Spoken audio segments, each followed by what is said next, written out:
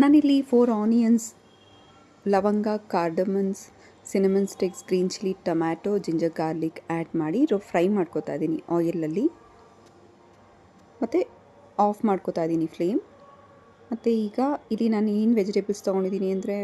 drum stick, Kabul ಚೆನ್ನ, potato, coconut grind ಮಾಡ್ಕೊಳ್ತಾ ಇದ್ದೀನಿ,